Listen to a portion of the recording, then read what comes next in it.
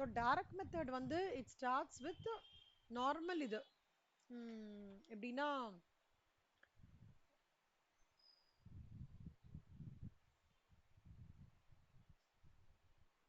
cash flow from operating activity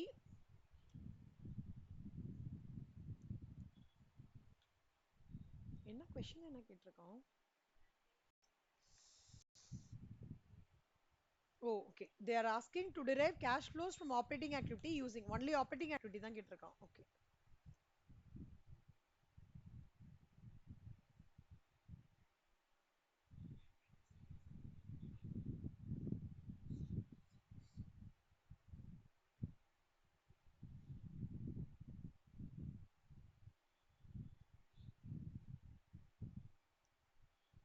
சரி first இந்த format எழுதிக்கலாம் ஆப்ரேட்டிங் ஆக்டிவிட்டினா சேல்ஸ்ல இருந்து ஆரம்பிக்கும் ஓகேவா inflow sales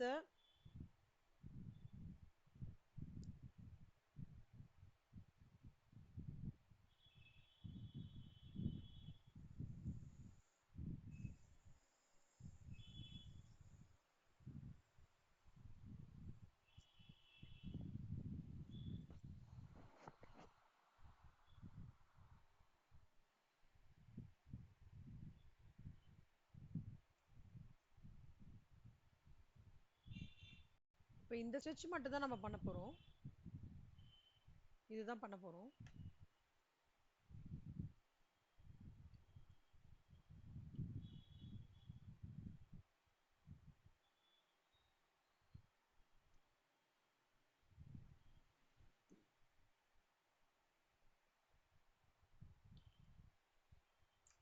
first cash receipts from customers cash receipts from customers னா customers கிட்ட இருந்து எவ்வளவு வருது அப்படின்றது அடுத்தது வந்து cash paid to suppliers suppliersக்கு எவ்வளவு கொடுத்துட்டோம் அதுல இருந்து cash generated from operations அப்புறம் அதுல இருந்து வந்து income tax paid cash flow from operations add proceeds for any disaster settlement இது so ஒன்னொன்னா explain பண்றேன் first cash flow inflows வந்து A cash outflows B ன்னு வச்சுக்கிறாங்க cash inflowனா உள்ள காசு உள்ள வருது இப்போ இந்த ஃபினான்ஷியல் அக்கவுண்ட்ஸ்ல சிங்கிள் என்ட்ரி ஞாபகம் இருக்கா உங்களுக்கு டெட்டாஸ் அக்கவுண்ட் ஓபன் பண்ணுவோம் தெரியுமா டூ பேலன்ஸ் brought down அப்புறம் சேல்ஸ் இந்த பக்கம் வந்து by cash receipt from debtors அப்புறம் பேட் டெட்ஸ் அதெல்லாம் இருந்தா போட்டுட்டு பை க்ளோசிங் பேலன்ஸ் அந்த ஃபார்மட் லெட்ஜர் அக்கவுண்ட்டை தான் நீங்க sales add opening sundry debtors less closing sundry debtors அப்படி பண்றாங்க அதே மாதிரி கேஷ் அவுட்ஃப்ளோஸ்ல அங்க என்ன பண்ணுவோம் by balance brought down by credit purchases பண்ணுவோம் இல்லையா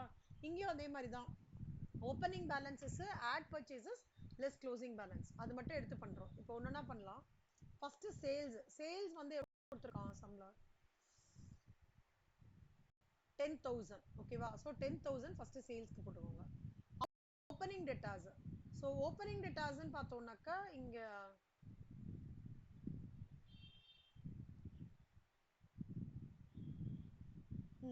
1500 இந்த ட்ரேட் ரிசீவபிள்ஸ் கொடுத்துருக்கிறது 1500 க்ளோசிங் ரிசீவபிள்ஸ் எவ்வளோ 2000 so 10,000 plus 1500 will give you 11,500 plus 2000 will give you 9,500 இது ஃபுல்லாவே பாத்தீங்க அப்படின்னா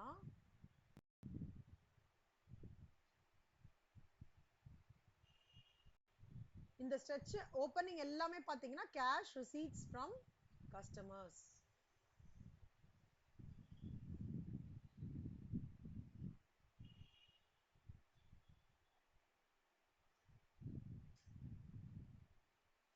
so இது ஃபர்ஸ்ட் பாயிண்ட் ஓவர் அடுத்தது நெக்ஸ்ட் பாயிண்ட் என்ன சொல்றாங்க cash paid to suppliers and employees and for other expenses so cash paid to suppliers னா என்ன creditors account so creditors வந்து இந்த சம்ல எவ்வளோ ஃபர்ஸ்ட் வந்து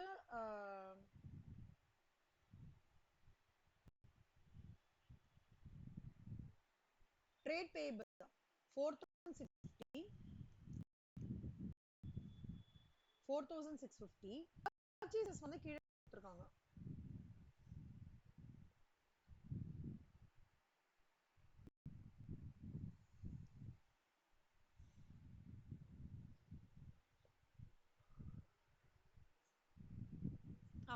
purchases of raw material 5,000 இந்த 5,000 less closing balance என்றது trade payables 4200. So இந்த part என்னது cash pay to suppliers.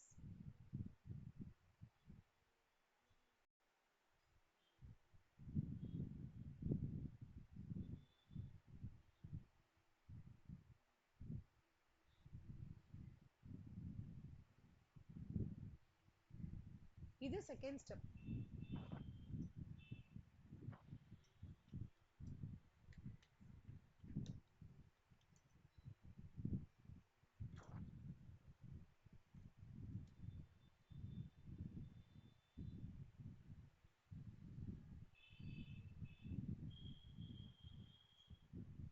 Step 1 step 2 புரியுதா?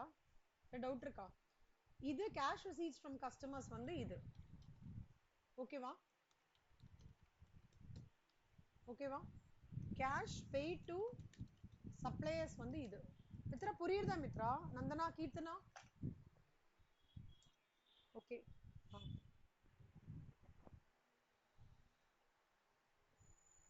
இப்போ இதுல வர ஆன்சர் இருக்கு பாத்தீங்களா 9500 less 5450. சோ இது ரெண்டுத்தையும் மைனஸ் பண்ணோம்னா 4050. ஓகேவா? 4050. இப்போ அடுத்தது வந்து நம்ம என்ன பண்ணணும்னா நம்ம இந்த salaries other expenses-லாம் இருக்கு இல்லையா அதெல்லாம் வந்து இப்போ we should start including it. So salaries and other expenses எவ்வளோ இந்த சம்ல? salaries வந்து 2500. So step 3.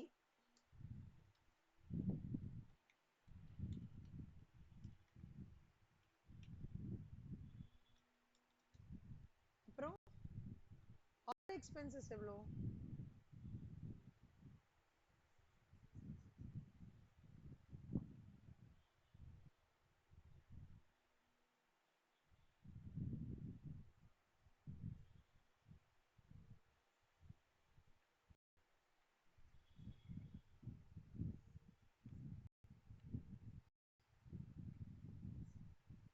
other expenses வந்து 2000.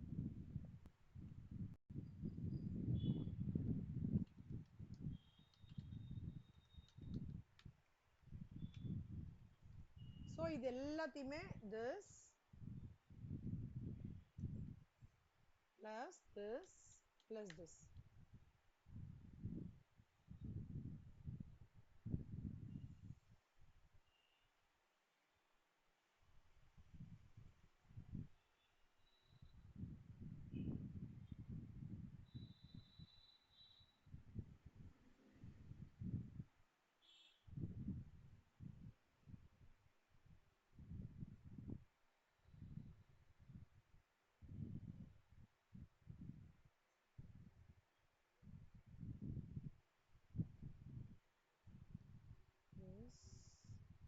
Minus this minus this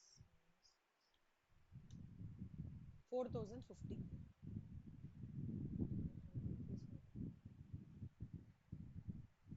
ஓகேவா? இந்த 4050ன்றது என்னன்னா cash flow from operating activities. ஓகேவானா? சோ இது வந்து ஏவா வச்சிருந்தோம் அப்படின்னா இதெல்லாம் பி இல்லையா? இது பி இல்ல இது சி. So D. அப்போ A minus B minus C minus D will give you 450. இது வரைக்கும் புரிஞ்சுதா? அடுத்தது step number 4. Advance tax paid. Advance tax paid எவ்வளவு கொடுத்திருக்கான் சம்?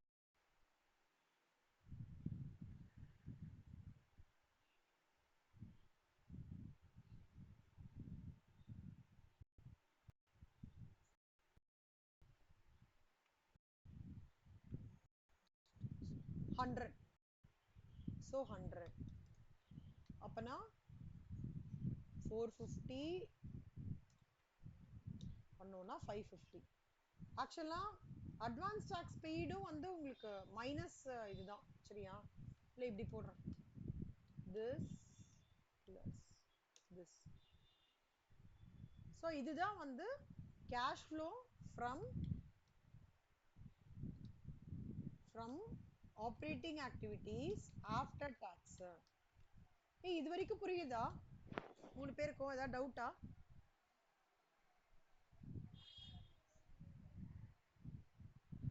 உங்களுக்கு புரியுதா கண்ணா?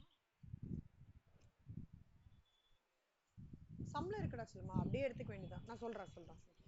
ஒரே நிமிஷம், ஒரே நிமிஷம், ஒரே நிமிஷம் தான்.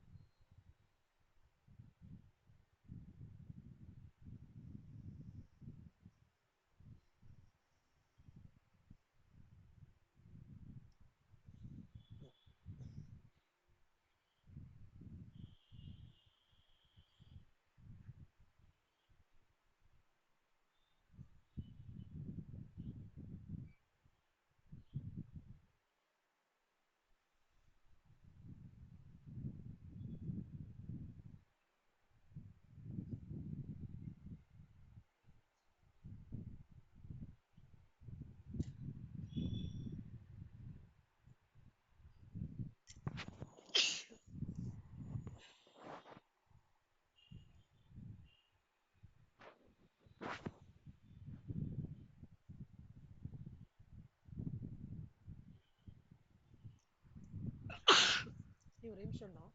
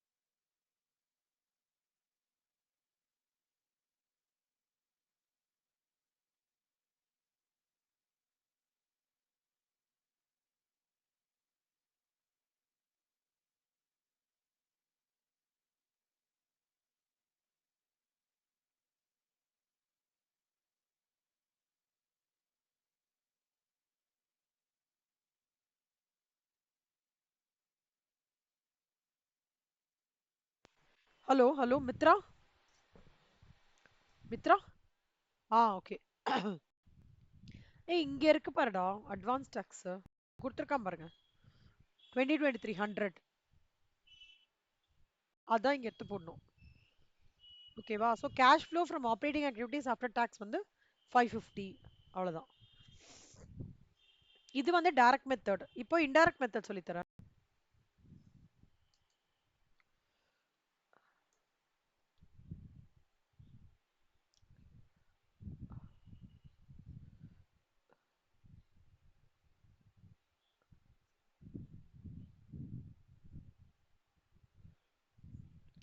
அந்த சிங்கிள் என்ட்ரியோட டெட்டாஸ் அக்கௌண்ட் கிரெடிட்டாஸ் அக்கௌண்ட் இருக்கும். அதுதான் நீங்க போடுற மாதிரி இருக்கும். இப்போ இன்டைரக்ட் மெத்தட்னாலே எதுல இருந்து ஆரம்பிப்போம்? ப்ராஃபிட் ஃபார் இயர்ல இருந்து ஆரம்பிப்போம். ஸோ இன்டைரக்ட் மெத்தடோட ஃபார்மேட் என்ன?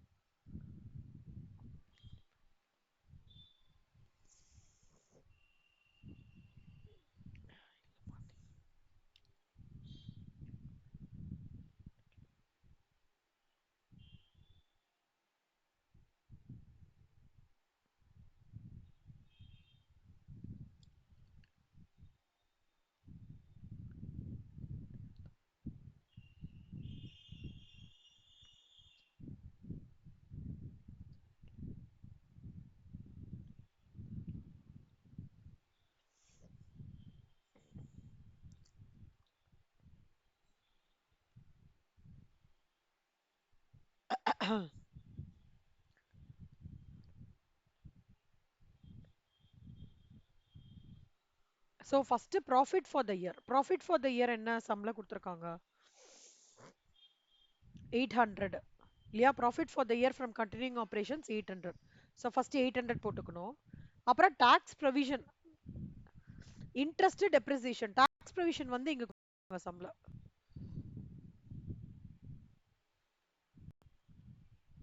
Tax provision 100. ஸோ 100 இங்க. இன்ட்ரெஸ்ட் வந்து ஒரு 800.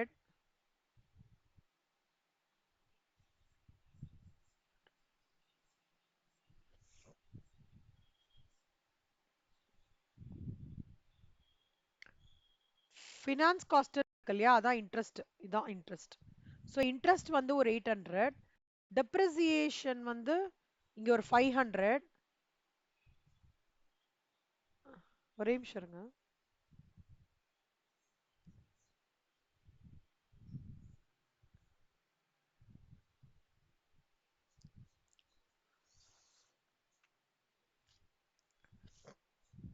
டெப்ரிசியேஷன் வந்து நல்லா பாத்துக்கோங்க கண்ணா. 1000 வந்து மார்ச் 2022ல இருக்கு. மார்ச் 2023ல வந்து 1500 இருக்கு. இதோட டிஃபரன்ஸ் தான் எடுத்துக்கணும் நம்ம. அதுதான் அந்த 500. ஓகேவா? டிஃபரன்ஸ் தான் எடுத்துக்கணும். ஏன்னா we are preparing for that year. so profit for the year 800 இங்க. அப்புறம் add tax provision அது வந்து 100. அப்புறம் இன்ட்ரெஸ்ட். இது எல்லாமே என்னன்னா adjustment for non current and non sorry adjustment for non current and non operating interest items. Okay. அப்புறம் அதுல இருந்து less income from investments. Income from இன்வெஸ்ட்மென்ட்ன்றது இங்க கொடுத்துருக்கு. ஆனா எல்லாத்தையும் தேடி பிடிச்சு எடுக்கணும் நீங்க. ஓகேவா? 1000 இன்கம் ஃப்ரம் இன்வெஸ்ட். அது இப்ப இதுல இருந்து வருது என்னன்னா 800 பிளஸ் 900 பிளஸ் ஒரு 800 வந்து 1700, 2200. அதுல இருந்து இன்கம் ஃப்ரம் இன்வெஸ்ட்மெண்ட் மைனஸ் பண்ணீங்கன்னா 1000 கிடைச்சிரும். இந்த 1000க்கு அப்புறம் தான் ஒர்க்கிங் கேபிட்டல் சேஞ்சஸ் பண்ணும். ஒர்க்கிங் கேபிட்டல் சேஞ்சஸ்னா என்ன அர்த்தம்? ஒர்க்கிங் கேபிட்டல் சேஞ்சஸ்னா என்ன கீர்த்தனா?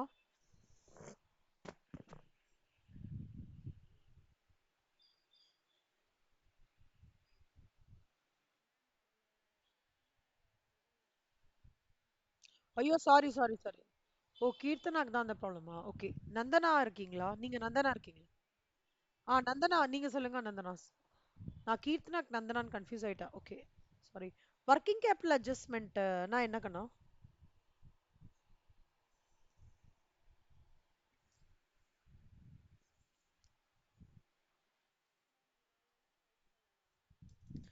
ஏன் என்னாச்சு நந்தனா, கஷ்டமா இருக்குமா? அப்படியா? ஒரு வாட்டி ஒரே நிமிஷம் மித்ரா, ட்ரை பண்ணிட்டோம். இல்லைன்னா நீங்க சொல்லுங்க, சரியா? ஆ, தேங்க்ஸ். நந்தனா ட்ரை பண்ணுங்க. ஒர்க்கிங் கேபிட்டல் போன கிளாஸ்ல எடுத்தேனே நான். ரெக்கார்டிங் பாத்தீங்களா? ரெக்கார்டிங்லாம்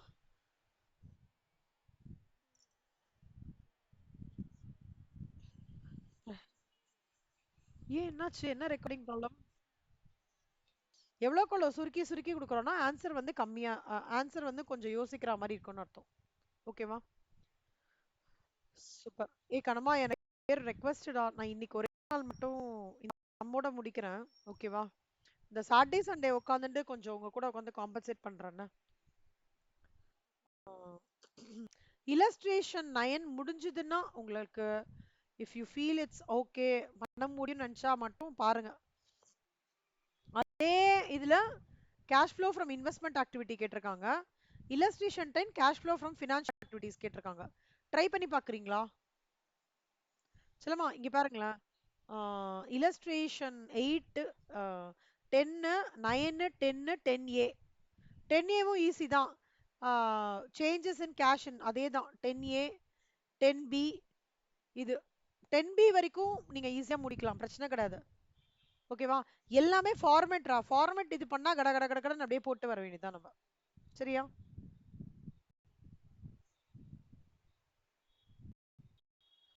So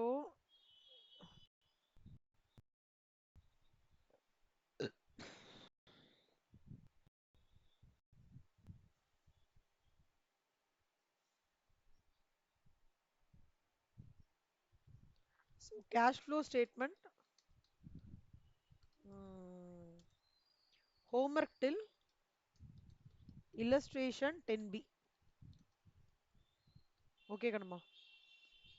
கொஞ்சம் இது கேஷ் ஃப்ளோ, ரிடம்ஷனு, டிபெஞ்சர்ஸ், ஈசாப் அதெல்லாம் கொஞ்சம் ஸ்லோவா போனா நம்மளுக்கு நல்லா புரியும். ஆனா ஃபார்மேட் ஒரே ஃபார்மேட் தான், மாறாது. சரியா? சாரி கண்ணா, இன்னைக்கு என்னால ரொம்ப பெருசா ஒர்க் பண்ண முடியல. பட் இதை பார்த்த வரைக்கும் நீங்க எனக்கு தெரிஞ்சு pretty well கான்ஃபிடென்ட்டா தான் இருப்பீங்க. எல்லாமே அப்படிதான்டா.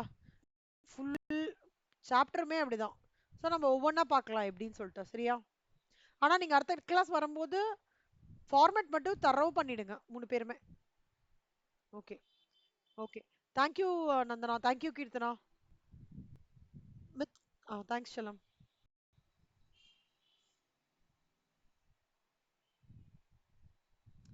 Mitra, good evening Mitra.